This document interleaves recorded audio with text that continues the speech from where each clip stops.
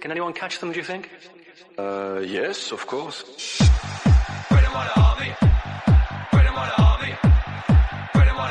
Yeah, unbelievable. We didn't expect that.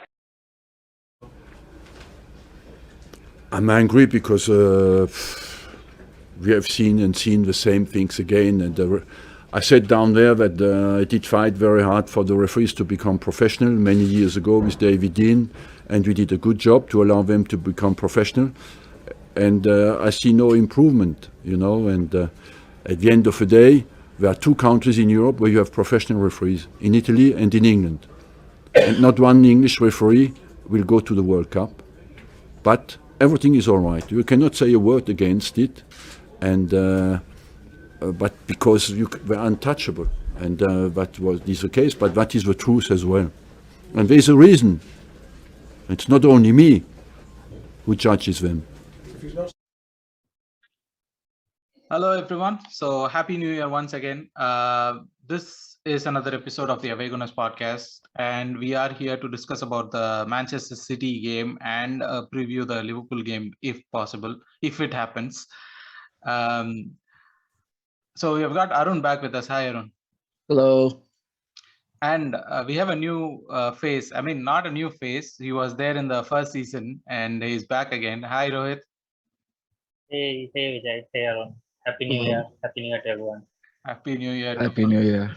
So there is also another episode that we put out very recently. This is a new section that we are trying to do, a 15-minute video on the tactical breakdown. If you haven't checked it out, I'll add that in the link below, so you could go and check that out.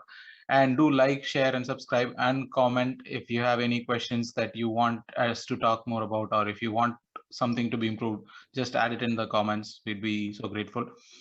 And without going in further, right, Rohith, this is a very good performance from Arsenal. I mean, very, very, very good performance. But the spotlight has been completely taken away from the whole game by something other than the performance, which is the refereeing. We cannot say, oh, we should go ahead. It's fine. It'll even out during the season and everything that we have been saying for so long.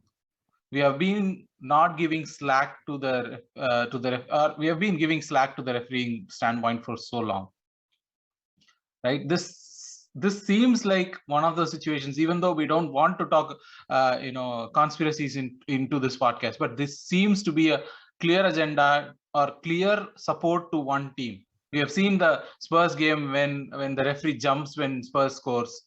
We have seen when Robin van Persie was sent off at Camp Nou for a kick into the net after the whistle was blown.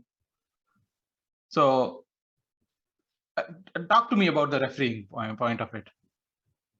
Yeah, so first thing, Vijay, the talk about evening out at the end of the season, I don't think it has ever come from us. It was a narrative. I think it was started out by United fans when they had a lot of refereeing decisions in their favor, and someone put that out and they started using it.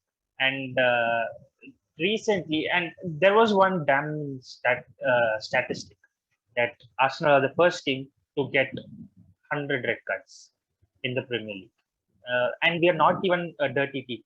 So we were at one point, but then we were not the only dirty team at that point. Correct. Yes, I remember Vieira. He has about 6 red cards. It's a record. Yeah, but at the same time, like you said, it's hard to believe that Vieira got so many cards, and at the same time, you have someone like Keane who was playing at United at the same time, who's not for breaking legs, and still they have 30 odd cards less than us, red cards less than us. It's if it was 5, yeah, maybe we can say, oh, maybe there's something, but 30, then there's something must be really wrong. Exactly. Yeah. So I don't believe in that. I don't believe that it will even out at the end of the season. And in recent times, I mean, I was of the opinion, like about 2-3 years back, or 4-5 years back, that there is no bias, there is no refereeing bias. But the decisions kept on coming against us. Wenger used to complain. All our fans used to complain. And over a period of time, I mean, even I have come to believe that something is wrong. I don't know if it is incompetency or I don't know if there is a bias against Arsenal, but the referee, it's such a big game. It shouldn't be decided by the referees. So it was very bad to see that. And about a performance, it was a really good performance. I think that first half was the best performance that I've seen in a long time, especially against a team like City. I mean, they had like 60 odd % possession, but every time we had the ball, we looked dangerous. Yeah. And I think the first shot they had on target was the penalty. So we absolutely dominated them. We bossed them. But then again, we went a man down.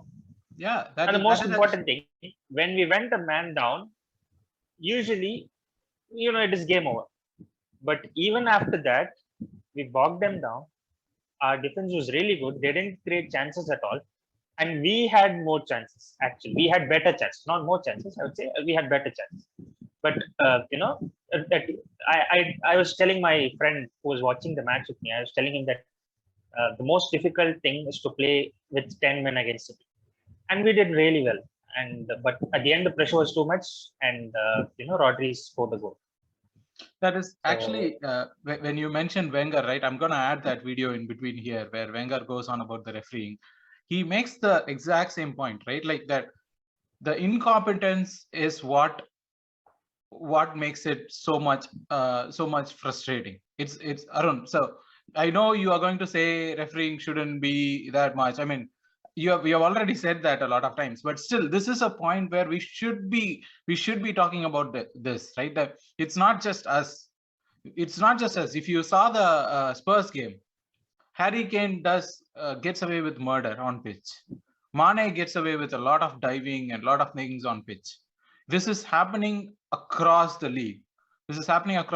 And if you consider, like in our game especially, when you consider like Rohith was mentioning, right? Like when you consider that this is a very low scoring game, we are not football in itself is not going to be a 120 to something, or like cricket 300 runs or something.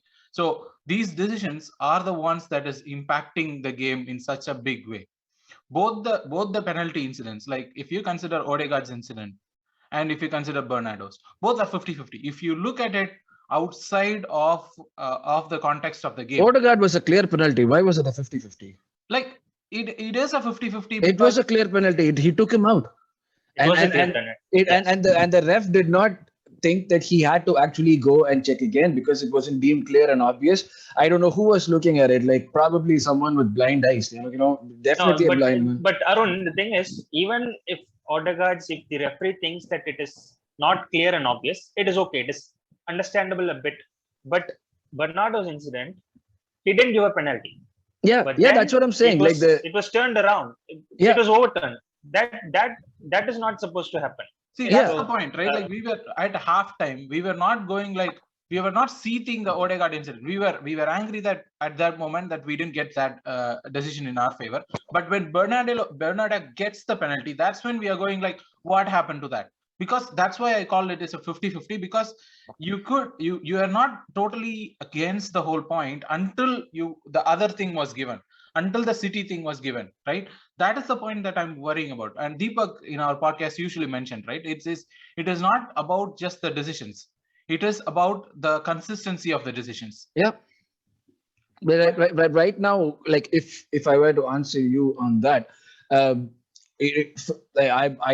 do not think there is so much as a conspiracy theory against Arsenal, which from the refereeing or the Premier League to make sure that we do not win or we get the maximum cards. Though the numbers say otherwise. I know we got in 100 cards. It also could possibly have to do like Xhaka mentioned in his interview, the reputation of players.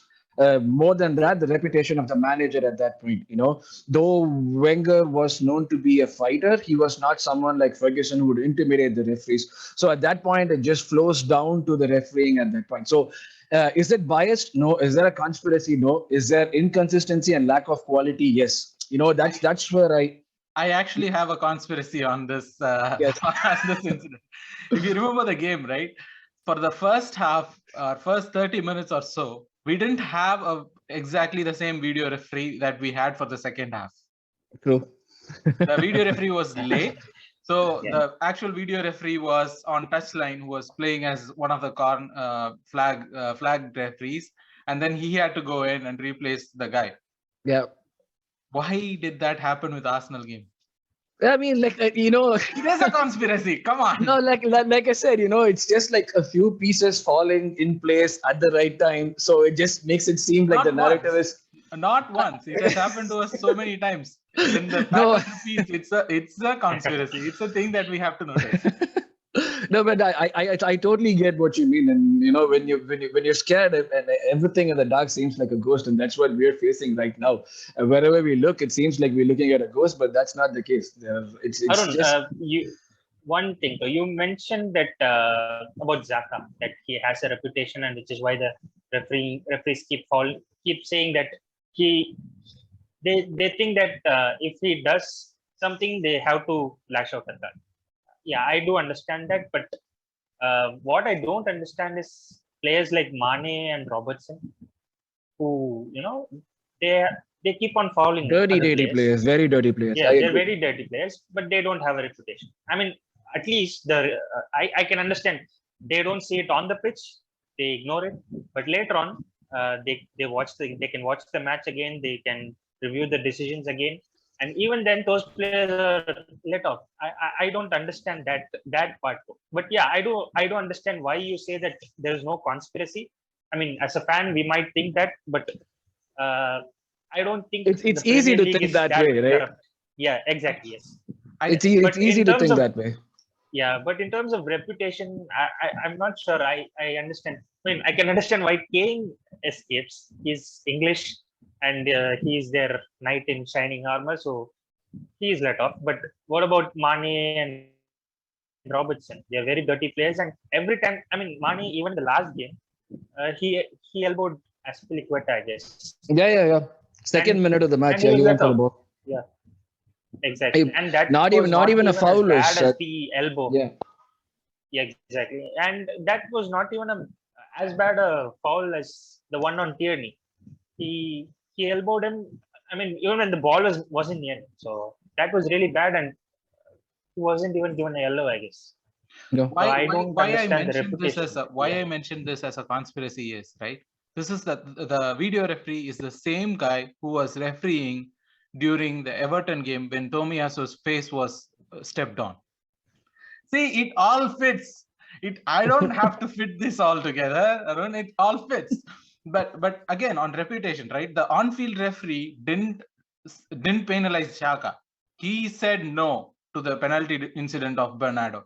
It was the video referee who intervened and said, like, hey, look at it again.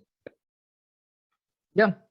Again, I feel that you're trying to extrapolate a lot of data points to make it seem like there is a narrative against us, which is very normal considering we are fans and we've been given the short end of the stick in a game where we really played well. We have seen this happening time and again. Yes, I totally understand, but it's still. There is no crunch for me. It's just lack of competence, I would say, and the fact that it's happening more often against us is bad luck. Doesn't mean it's right, but I believe the fact that we had someone like Tuchel coming out and talking after the game in a very strong way about the refereeing incident, actually calling Mane out.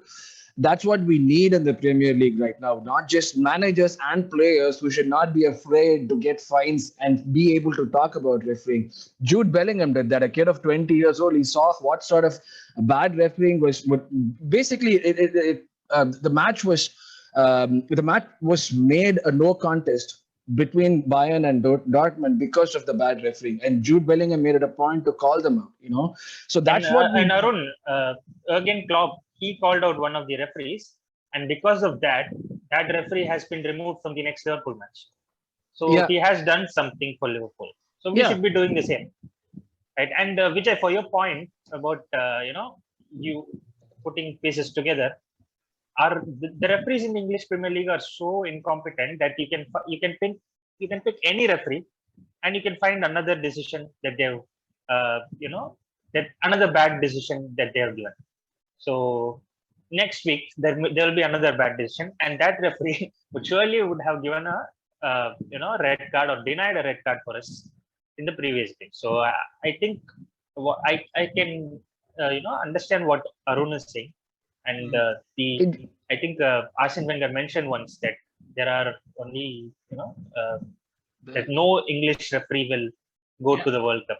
Yeah, I'm going to add that clip for sure when this discussion is happening. It just makes it seem like they all went to different places to study the same course, but the syllabus in each place was different. So the curriculum was different, and they all have their own learning and interpretation of what it should be, which is really, really, really bad because you do not see the same level of discrepancy across any other league in Europe. Exactly. Yes. You take like the top 5 leagues, you even take probably like outside of the non-corrupt leagues that we can think of.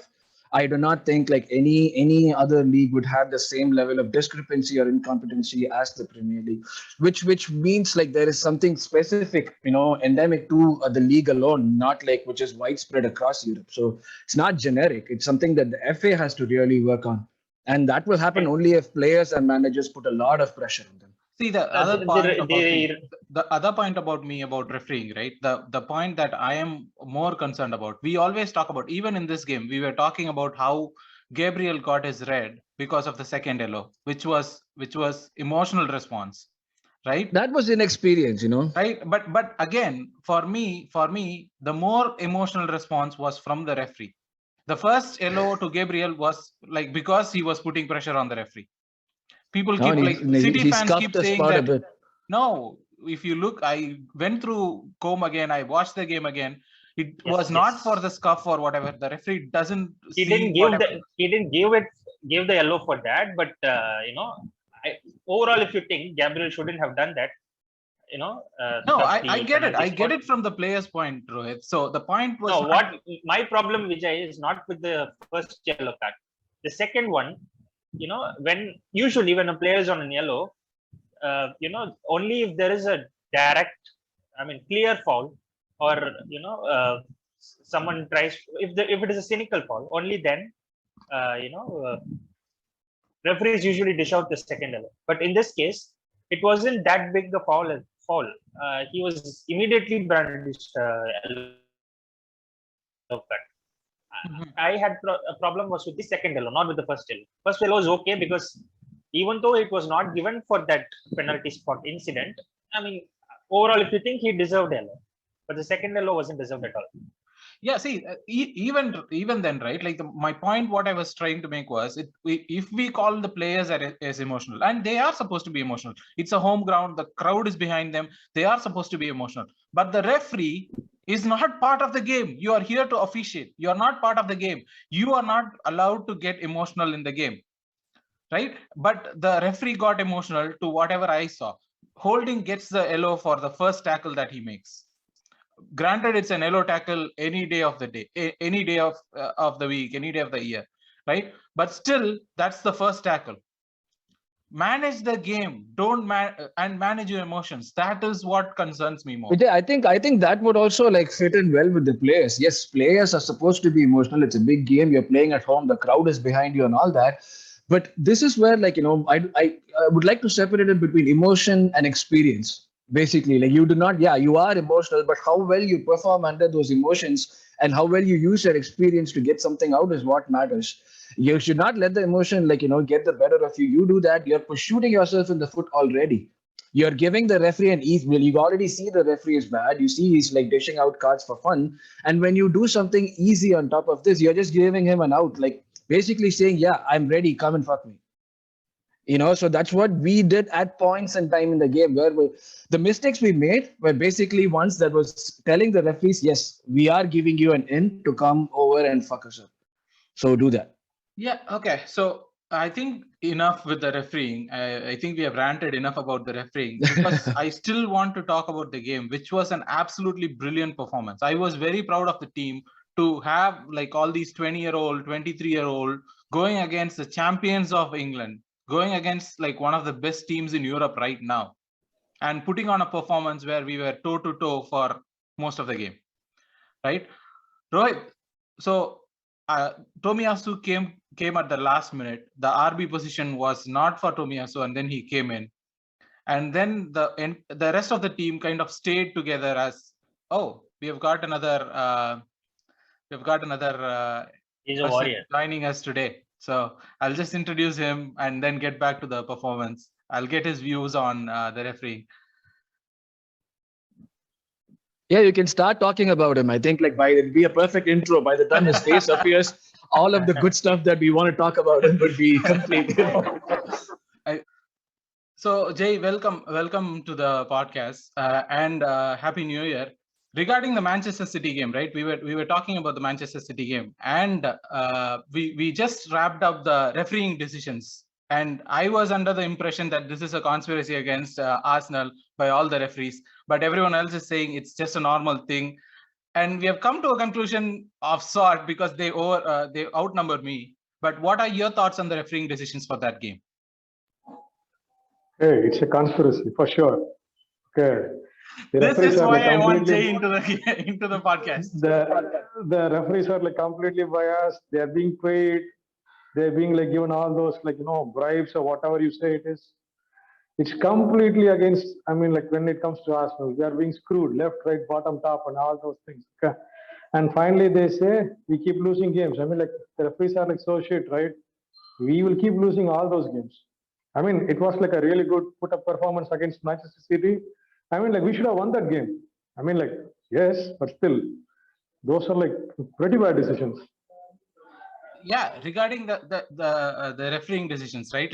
I went on one point where I said it was a conspiracy. Jay went on a point where he said there is a van waiting outside the stadium filled with cash for the referees. So I love it. Let's get back to the game as we were doing. Rohith, I'll start with you as we were pivoting towards that, right? It was a great performance, as I was mentioning. It's 20s kids against the best teams of England, and we put up a performance that we are very proud of. And Tomiyasu was not a starter, but at the last moment he comes in, he puts on a performance. He keeps Sterling quiet, which is not a very easy thing to do. He keeps Sterling quiet. I didn't even see Sterling in the game until 30th minute or something when Kevin De Bruyne puts in a ball, something like that. It was a very sturdy defensive performance from the team, which proves that we have to trust Arteta. Definitely, Vijay. I mean, all these years, whenever we face each word that's going to come out of Rohith's mouth right now has to be recorded, and I know it's going to be a part of the podcast, but it has to be starred, Rohith style. It has to be starred, So just make sure that we do that. Yes, go on. Right. Yeah. So what I was saying is, whenever we face City in the past, we've always been terrorized by Sterling and Mahrez. The wing players, especially, they have terrorized De Bruyne as well, but these two especially. In this game, they were completely quiet. I mean, Tomiyasu, in fact, he didn't let Sterling have the ball at all. I mean, I've seen Sterling in other games as well in recent times. What he has done is he'll always get around the wing back or the right back, and then he puts in a pass, and that is from where City's chances are created, most of the chances. But in this game, I didn't see even one time where Sterling got past Tomiyasu or put in a cross or put in a dangerous ball inside the box. So he was extremely good. And at the start of the season, 5-6 games in, we were saying that we have to see if he can do this against big clubs. I mean, he has showed that. He has showed that he can deal even with the best in the world. And hopefully he remains fit for the rest of the season because we need him. And most importantly, we have a very good 11 set of players. Some decent backups, but overall, especially in defense, if that backcourt doesn't play, we always look like we are in trouble. So hopefully they all remain injury free. Yeah. And special mention to Tierney as well, because he has been doing that for a long time. That right now we are taking it for granted that a good performance from him is, we are expecting that of. So even Sterling, even Mahrez was kept quiet, and also Kenny provided a lot in attack. Much of our attack came from the left hand side. We are not discounting what Tierney does, right? We know exactly what Tierney does. Why I asked the question about Tomiyasu is because when defenders comes from outside the league, because Ben White is from the English Premier League, Tomiyasu is from outside the league. This is his first season, and he's come into the team. He has slotted in perfectly. And that is why the question of Tomiyasu came out, because it was against the champions. He was not during the 5-0 game. He was not there in the team. So he came in now and he has done this against the champions on a day when he got back into the team himself. So Jay, regarding the defense, right? Like, not just like... Especially Vijay, I didn't want Tomiyasu because... that is why I asked the question to Emerson you. was signed by Spurs. Emerson Royal. When Emerson was signed, I thought they were getting the better player because I didn't know about Tomiyasu. I haven't seen him play, but I thought Emerson was the better player. But I'm very happy now that they've gone with Emerson. And right now we are at the point where any signing that Arteta and Edu makes, I'm happy with it. I'm sure that they will come good. These are things that I never thought I would hear in my life. Rohith saying all this, my God. So getting back to the defense, Jay, right? Like, what we should do is we should give Rohith the Sky Away treatment. Like every time he says something, every time Tomiyasu does something, you should just send a response, a message to Rohith. No, but unlike Sky Away, I'll be very happy to understand. So let's wrap up the discussion with the defense with Jay, right? Like I was trying to get back to Jay over and over again. Like Jay, regarding the defense, not just Tomiyasu, the whole defense kind of stopped. Mahrez, Sterling, De Bruyne, and what's his name, Gabriel Jesus. Gabriel Jesus was not even part of the game. That's how bad his performance was, and our defense was that good. So just a couple of points about our defense, Jay. No, we look pretty solid, okay, which is like a big surprise for me against a team like City. It looked like, Jose Mourinho's Inter Milan team who are like rock solid against a peak Barcelona team, okay. So, which I never expected. But it was like surprising. We were like rock solid at the back and we created chances. Good team. So, congrats to all back four. And I'm still surprised, we can say like City played crappy, but we need to give credit to our defenders. They bossed them around, gave less chances, completely in control. We should have won. Yes, we did lose, but yes, okay. We didn't give City a chance to play. I don't know if they played crappy. Yes, exactly. That's the most surprising part. Their midfield has never been bossed before. Rodri and Bernardo, they've never been bossed before. But we managed that quite easily. And also, Cancelo, if you see other games, Cancelo is always on the attack and he's everywhere. He's in midfield. He acts like a winger. He tracks back and defends. Here, he was completely out of the game. And Martinelli, at least once or twice, he took him out completely. And there was one occasion where he almost scored. That was a fantastic move. Cancelo, who's supposed to be one of the best fullbacks in the league, he was terrorized by Martinelli. So it was really good to see our youngsters doing this to the best in the league. It was actually a great point that Rohith was making, right? Like the midfield of City has never been bossed before. The last time we bossed City in midfield was a game that we won, and that was in 2016 when Santi Cazorla did it against City. 2015, yeah. That is when the last time we did that against City. But this is a game where they had everyone in the midfield. They had Rodri, they had Bernardo Silva, they had Kevin De Bruyne. They had all their best players in the midfield. It was not a game where Fernandinho had to jump in. But still, Partey as a lone midfielder performed so well that it was his best. But this was the Partey that we needed. When we paid the 45 million, whatever the release clause for Partey, this is the Partey that we needed. And he has been getting progressively better. Jay, our midfield has been a problem for so long. but now we seem to have a click in our midfield, not just with Partey. We have been playing a bit better than what we are used to. We are progressing it up the field and all those things. So talk to me about the midfield, Jay. Partey had his best game. I mean, like ever since we signed. Okay. So if Partey had been playing at this level continuously, like, ever since we got him, we would have like progressed much earlier. It was like a complete dominance from Partey. I mean, I still have my inhibitions regarding Xhaka, but okay, we have to do it. Okay, we don't have a choice. You But mean we did Xhaka, play really well. Xhaka, right? Xhaka, Granit, our Granit. So he's like a ticking time bomb. I mean, like either he's like too good or he loses his mind and he plays like really bad. But Partey was like awesome. Complete dominance against City. So I'm like really happy on that.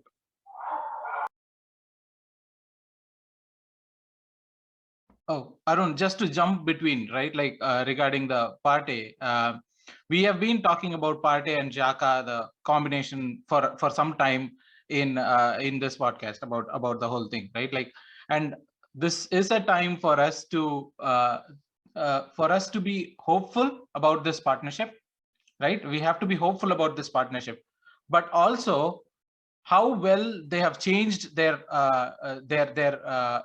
what do you call it? Their roles and responsibilities. Roles and responsibilities, right? Because before this, Xhaka used to slot in into the left back position and be the defender that, or be the midfielder at the base. But this is a game, or not just this game. We even talked about this in the tactical breakdown.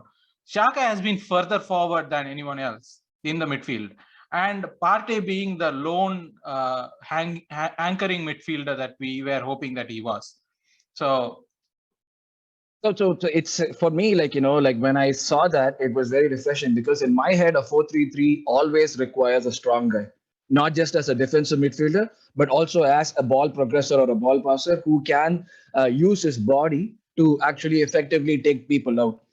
That is Xhaka's biggest strength. His biggest strength is his physical power. Like the fact that he's, unless there's like a tricky turnover, it's very difficult to get the ball off him. If there's a tricky turnover, yes, he's not like, he doesn't have that finish. But in terms of strength and using space and his passing range, I think whatever we are doing right now, playing Xhaka up front, is giving him a lot of space to work the ball around, which in turn means that he's put under pressure, not as often as he usually is. Usually when there's lesser space and he's at the base of the midfield, he's the one furthest back. So it almost ancillarily slots as another center back most of the time. He has to cover for the left back as well, which leaves him very isolated usually, right? So now, given that Partey, whose skill set, we thought when Partey came in, he was going to be just someone who bombs up and down all the time, moving the ball. But given here, Partey is able to use not just his physical strength, but also his intelligence in using his body to know which balls to go for, which balls to like turn his body so he can take the players out. These are all skills that Xhaka doesn't possess. So this has in turn given us a new dimension where Partey is not playing as a defensive midfielder, but he's playing more as an enabler from the base of the midfield, with Xhaka protecting that entire left zone that we see on that side, which is in turn enabling KT to push much forward. So Xhaka has transformed into a different. This is the player that probably we should have probably used these strengths of his much earlier. That's what I feel like. We maybe part of all the things that we've been doing so far is not playing to his strength, and of course he's limited skill set, but then we never managed to use that skill set of his. But again, Arun, right? So the whole situation has changed because Partey is able to do this. Partey was never able to be like, we had similar games before where Partey tried, we tried playing Partey as the lone base of the midfield, like who would be the destroyer and who would be the enabler. But it didn't work. It is working now. That was because Xhaka or Odegaard at that point were not in the same position, not tactically playing the same way that we are playing now. That's for me is a huge difference. Like I said, when Partey's at the base of the midfield, you find Xhaka pushing up. I thought that was just an anomaly when I saw it a couple of games ago because they were switching spaces. If you notice, at one point Xhaka was also playing from the right and Partey was dropping down to the left, which means that like it gives us a lot of other options too. Yeah, Rohith? Yeah, also I don't think it is Yeah, go ahead, Rohit. Based just on the position of the players and how they played, it is because we are moving the ball a little faster than before. This was what we were asking of the players all along. We were telling our football is so slow, and the players were waiting to pass. Players were waiting for the other players to get into position. But since we are moving the ball fast, the whole setup is become like a bit more. Our attacking play is dangerous, and so the opposition can't attack us as much as they want. So overall, the setup is brilliant. And when we started, I don't think we bought Partey with the intention of playing him as the lone, number 6 in midfield, because I remember Arteta saying that we are planning to play him ahead because he plays that way in Ghana, in the Ghana national team. So, but overall, right now, I think Partey, it took him some time. Now he's doing the Rodri role at City. It took some time for Rodri as well, because he was deemed a flop initially. They said that he can't do the Fernandinho role, but right now he's like Rodri is one of the best midfielders in the league. So he's doing it very well, and it took him a lot more time to adjust than it did for Partey. So I think Arteta is trying to do what Pep is doing. I'm not the names saying... are getting mixed now. Pep and Arteta. Yes. That's how it starts. So, no, for me, if I like I said, the intention wasn't that. Yeah. Go ahead. Yeah. Just I want to add one more thing in there. It also shows like the understanding of positional play has actually increased in the team. The passes going faster is also, if you think about it, the players are at the right position, which means that the fizz on the ball does not have to be extravagant. You're not really searching for players. You know where they are. That makes a huge difference in the amount of pace that you put on the ball, the way in which you look up. If you noticed, we were switching play from side to side very easily. Unless teams have a good understanding of what they're doing, it's very difficult to do that. And it was not like we were failing with our switch of play; we were actually succeeding. So I'm going to plug in again the tactical breakdown video here, because we did talk about this part completely, like how we switch play from side to side, how we use the space and everything. So before we end this discussion on the City game, right? Before we end this, I would like to I know it's a part of the Liverpool game, but something that Jay brought up. Do you think with Xhaka, since Partey is not going to be there, it's a very good question. Maybe it's a part of the next one as well. Since Sambi is going to be there, will the impact be the same? How much of a reduced impact is it going to be, and how much of trouble, if at all, are we going to be in without Partey, given the kind of games that we're playing? See, for me, if I have to answer the question, right? Jay was asking about will Lokonga be able to do what Partey does? That is exactly the question. But I think that is a question that is what Arteta is trying to answer, right? That is the question that he has been trying to put this team as, that anyone is interchangeable. Like, take ESR out, put Martinelli in, and the team works. Take someone out, put someone else in, and the team works. Like, take Tomiyasu out, put Ben White there, the team still works, right? Not exactly at the same level. Like, we cannot play with Lokonga at the same level against City, but the team should work. As effective as he. Right? But the team should work. It shouldn't be a complete break. The point is, Arun, we don't have, there are about 3 or 4 players in the league who can do what Partey does. So we can't expect them, those 3 or 4 players to be in our team. So we will have to struggle a bit. We will struggle a bit without Partey, but the replacement is not that bad. It's not trouble because we have only Lokonga. He's good. He might make more mistakes, but he's a decent backer. I would prefer, I wouldn't be hard on him if he does make mistake at his age. That's what we need. Plus, I think maybe he wouldn't have the same impact as Partey, but if the team is able to play at the same level, I don't think it should be too much of a problem. So the last thing that we need to discuss about the game, right, Jay? The attack looked absolutely brilliant, especially during the first half. First half, we outshot them. We played with so much work. Martinelli shot 5 times, 3 on target.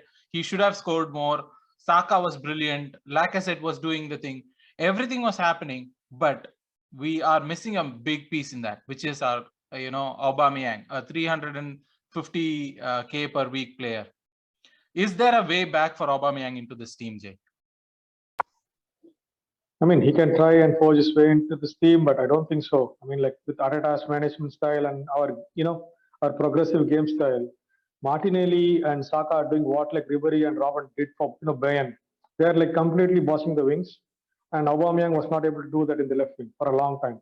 I mean, like he is like clinical. He's got that pace, but he's not providing that energy. I mean, like he's been doing his work. I don't deny it, but Aubameyang, I don't think so, can forge much into this Arsenal side with the way, Martinelli is like currently playing. And imagine a player in form like ESR is being kept out now. I mean, like Odegaard and Odegaard is creating so many chances game after game now. I mean, he's been on bench too.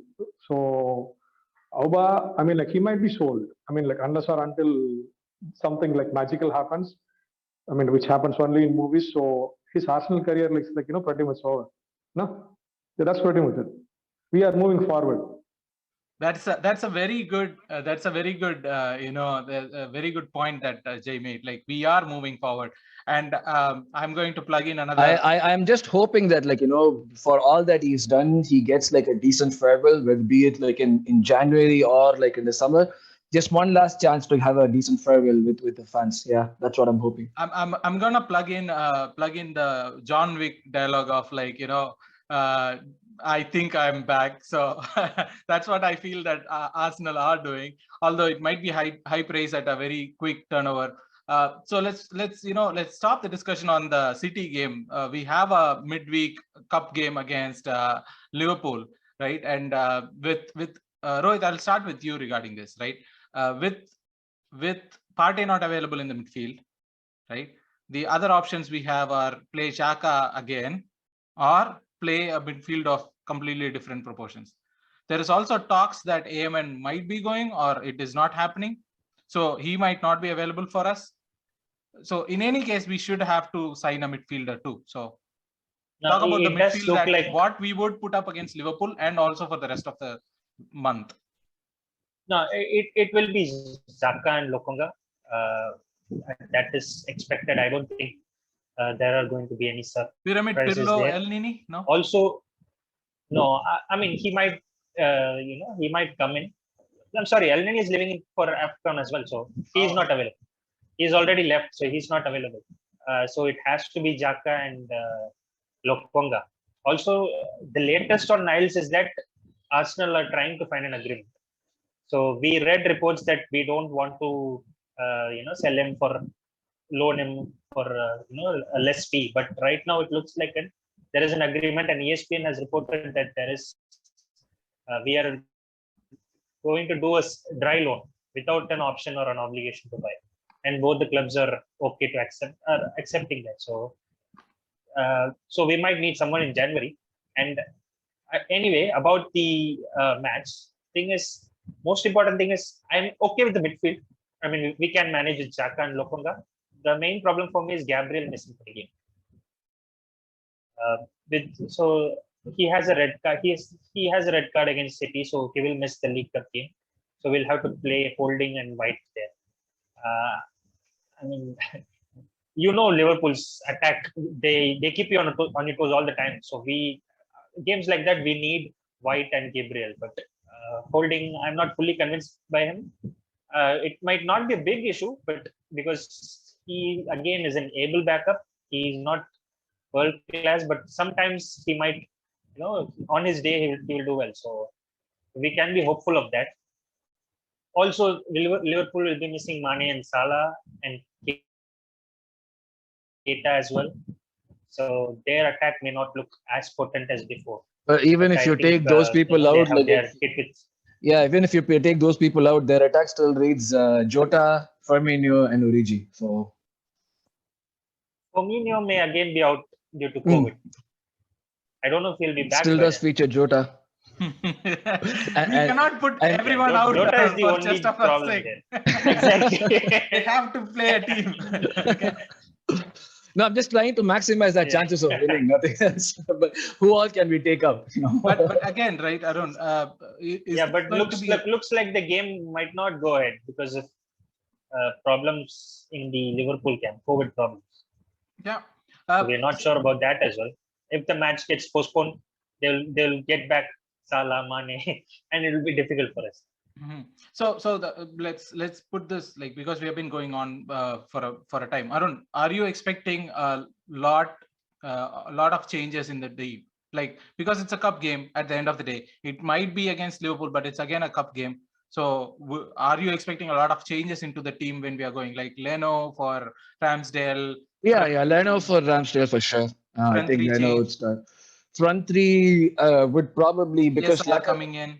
I'm thinking I'm seeing ESR coming in probably instead of one of Martinelli or Odegaard. One of them definitely needs rest, and I would assume it's going to be Martinelli because we need to manage his game time. We cannot rush him in given his injuries.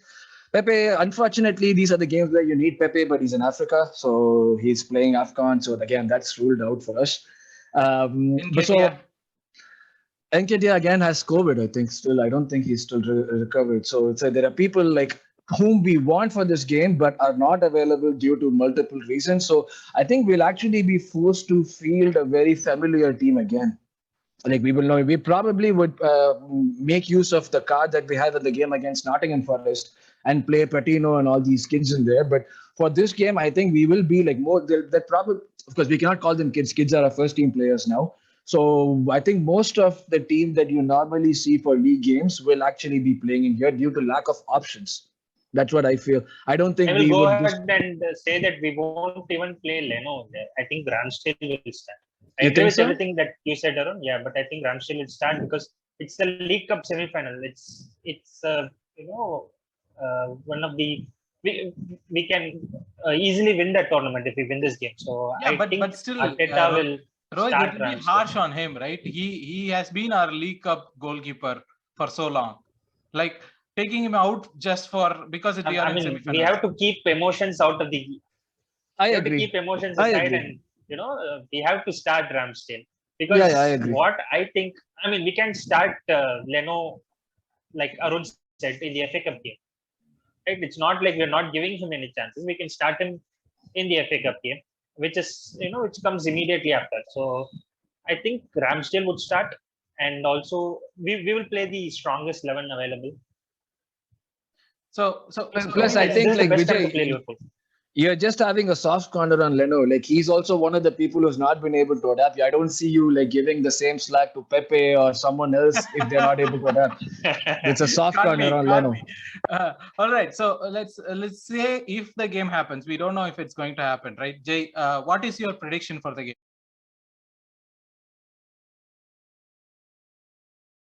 Like, are you expecting us to win? We all expect us to win, but are you seeing us win against Liverpool in the cup game? Assuming like Liverpool's front three is not there, right? We have every single chance of winning this game. If we play at least 80 to 70% of what we did at City, we have clear chances. This is our best chance to get that going. Once if this game gets postponed and those guys come back, right? They'll run riots and it will get embarrassing. So this is our best chance to go to the final. And I feel like Ramsdale will be the best choice, but still Arteta might go with like Leno. He won't outthrow Leno at this point of time, but Ramsdale will be like an easy choice, for us to progress, considering our gameplay.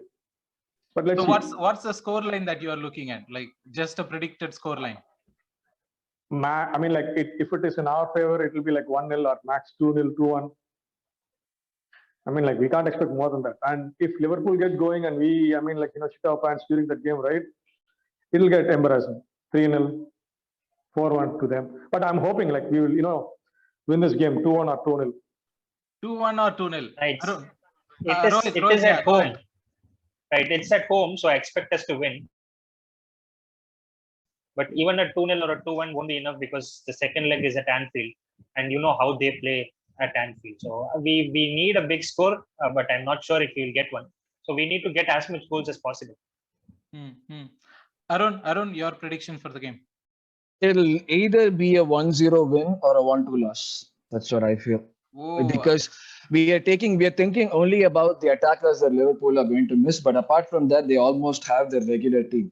Like you still have VBD. Even if VBD is not playing, you have like Gomez, you have Matip, you have Konate. So the 4 centre backs are set. Like Fabinho especially. Yeah, Fabinho is going to still be the defensive midfielder. So the ones they are missing, apart from Salah and Mane, are the ones that actually do not contribute as much as the other players do. So I do not know if they're really going to miss them. And at the same time, like I told in the last one, City is the team that I would like to see us beat. But again, Liverpool is the one team that we struggle to play against. It's not like we've never been able to figure them out. So given that fear factor as well, though we are playing at home, I believe that it would either be if we manage to win, it'll be a 1-0 win, probably nick a goal out of somewhere and then just try to prevent them from scoring goals. Otherwise, we would score a goal and then do something stupid and let them score 2 goals and lose again. Mm-hmm. And there are a lot of candidates for doing something stupid in that. Yeah, but I'm going for a 2-0 victory because we are just in high spirits, and against City we had this injustice against us. So I'm hoping that kind of pulls player into a mode like where we have to go and win. So a 2-0 victory from me. And thank you guys. This has been amazing. It has been a little bit longer, but it has been an amazing one. Thank you for joining in. Thanks Rohith and Jai for chipping in at the last moment. And it has been a pleasure. Happy New Year again. Thank you. Thanks Bye. Bye.